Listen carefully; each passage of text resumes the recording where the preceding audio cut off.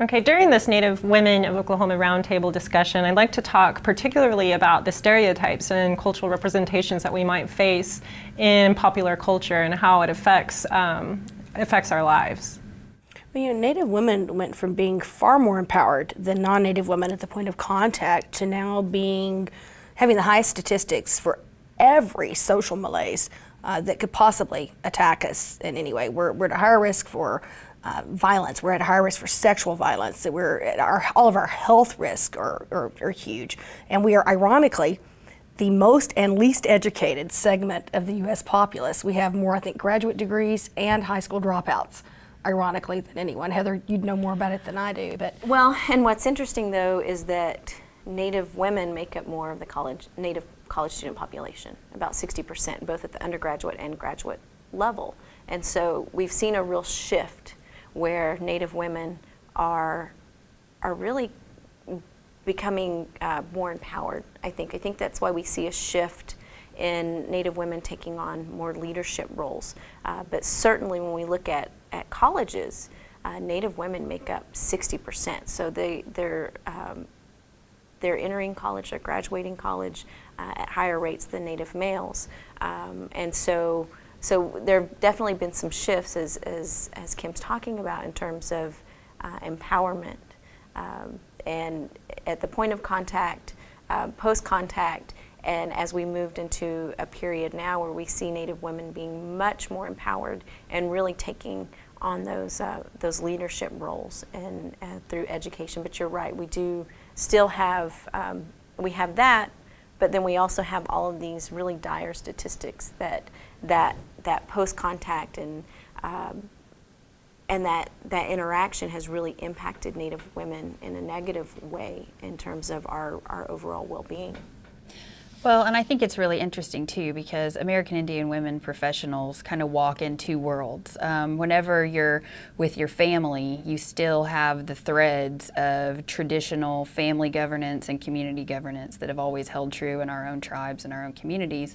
So to come from a family where women are empowered and women are decision makers and women weigh in on every issue, probably to a greater extent than anybody else in the family. You come from that environment and then go into an environment that's full of non-natives. I can remember when I was in law school hearing about how women's roles in the law, in the legal profession, were different than a man's role. And I just remember kind of looking around and thinking to myself, it never occurred to me to feel inferior. It never occurred to me because of how I was raised, the background that I had. And so it's interesting to be faced with that after having this thread of traditional governance kind of bred into you as a young woman, and then to still have to face those things when you walk outside of that world. Well, and I think it's important to acknowledge that, of course there's differences across experiences and across different tribal communities. And very much, even growing up in Texas, that was my experience growing up in my grandmother's household, and I just didn't know any better. I thought women could do anything. I thought we were supposed to be able to, we were taught we were just like, if we wanted to go hunt, we could hunt. If we wanted to become a doctor, we become a doctor. But I think that it's, to say that patriarchy and heteropatriarchy did not infiltrate across the board our tribes would be misleading. So we can talk about the ideals of pre-contact times, where we did have some, at least, a good number of matrilineal societies. And I would say even in other tribes that people might consider more man-centered, more egalitarian cultures where women's roles were just as valued, and people had a little bit more decision-making ability about how they saw themselves gendered in terms of how they engaged with the outside world. And of course some differences from tribe to tribe. But to come from a background where you do have a strong matriarchal household, and to go into the professional world and confront the kind of sexism that comes at women, and then to also look at how that has infiltrated our communities, and to look at how images of Native women have been manipulated in popular culture to complete disempowerment. Victoria's Secret models dressed in headdresses that are meant for males in very few cultures, the sort of thing that has infiltrated hipster culture with the cowboy and Indian parties, and to look at these highly sexualized, disempowered images of Native women that attack our kids and our daughters every day. To deal with that in popular culture and to deal with sexism in the professional world and to come out of the backgrounds that we are coming from is a really interesting mix sometimes. Sometimes we don't know any better. We think we can do anything. No one told me any different. Well, I think that that's an important point to bring up when we talk about the imagery of Native women. It is so, it's just contradictory to who we are and what we know as Native women. So I have actually a student in one of my, in my research methods class who is doing her research project on how non-Native males, college males, view Native women and where they get that information. And so one of the first things she did was she Googled Native American women. And the hits that came up, first came up were squaw, the images you think of the paintings, Native women in art, and this kind of over-sexualized, objectified imagery of Native women. But when she Googled Caucasian women, it came up very, very different. And she talked about how,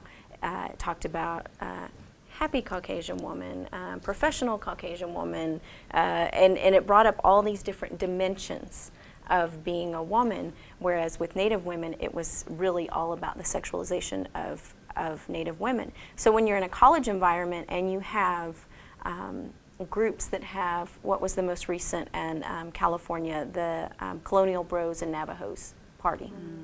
And Navajos in terms, and spelled in a very demeaning, derogatory way.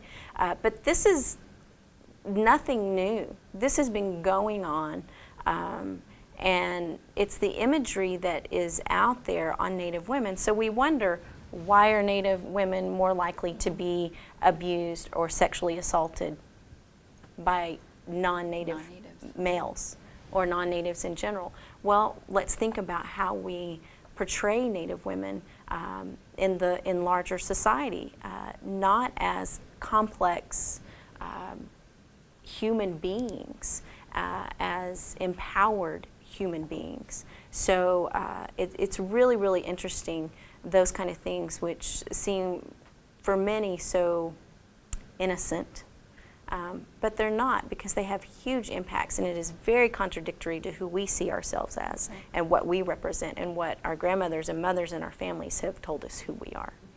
And a lot of people may think that our tribes are very, totally patriarchal, but we still have those grandmas at home that will quiet a room with a look. And so women are becoming back. It's coming full circle again, I guess you could say. There's ebbs and flows, there's cycles.